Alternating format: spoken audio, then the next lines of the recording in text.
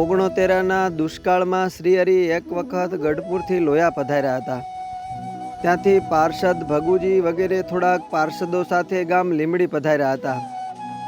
એ વખતે લોયા ગામનો એક કણબી પણ એમની સાથે હતો।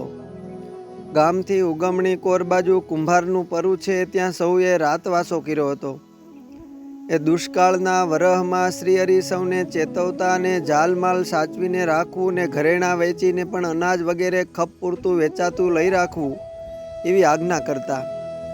એ વખતે સાંજ પડે શ્રીહરિએ સૌને ચેતવા કે કાળ વરસ છે, તો સૌને વારાફરતી જાગતા સૂને ચોર લૂંટી ન જાય એ ધ્યાન રાખવું। એ વખતે એ લોયાનો કણબી બોલ્યો કે મહારાજ, આપણા પાસે કશું છે નહીં, તો ચોર શું લેશે? શ્રીહરિ હૈસા અને બોલ્યા કે પ્રથમ તો તારી તલવાર જ લેશે, માટે સૌ સાબદા રહેજો ને વારાફરતી જાગજો।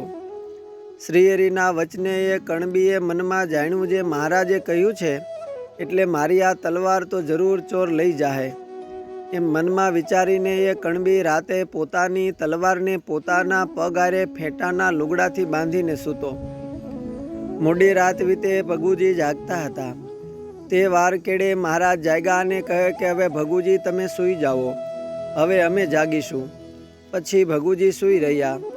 શ્રીજી મહારાજ સૂતા સૂતા જાગતા હતા। એ વખતે કોઈ ચોર ઝાંપલીને ખસેડતો ખસેડતો અંદર આવ્યો। તેને જોઈને મહારાજ બોલ્યા, જે ભગુજી જાગજો, જુઓ ચોર આવ્યો છે।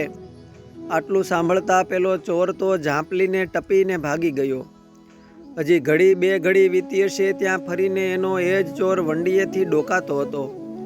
એ જોઈને શ્રીજી મહારાજ ભગુજીને કહે કે જુઓ ભગુજી, આપણે સૂઈ જાશું તો આ ચોર જરૂર આપણા લુગડા લઈ જાહે। ચોરે આપણો છાલ ન મેલો, માટે હવે સાબદા થાઓ તો આપણે આપણા રસ્તે હાલવા માંડીએ। એમ કહીને શ્રીહરિ સૌ સાથે સાબદા થઈને ઘોડીને પલાણ નાખ્યું ને ચાલી નીકળ્યા।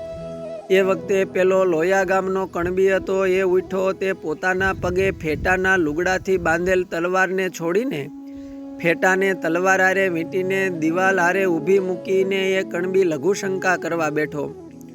એ સમયે પેલો ચોર વંડીએથી એ બધું જોતો હતો, એટલે દોડીને આવીને તલવાર લઈને નાસી ગયો। આ જોઈને તલવારનો માલિક પેલો કણબી એ સાદ પાડ્યો કે ભગુજી દોડજો, ઓલો ચોર મારી તલવાર લઈને ભાગી ગયો। ભગુજીએ સાદ સાંભળીને હાકોટો માર્યો અને તુરત જ વાહે દોડ્યા, પરંતુ એ રાતના અંધકારમાં ગામમાં ભાગી ગયો। આમ શ્રીહરિની આજ્ઞા ન માનવાથી એ લોયાના કણબીની તલવાર ચોરાણી। અસ્તુ જય સ્વામિનારાયણ। સદગુરુ શ્રી નિર્ગુણદાસ સ્વામીની વાતોમાંથી।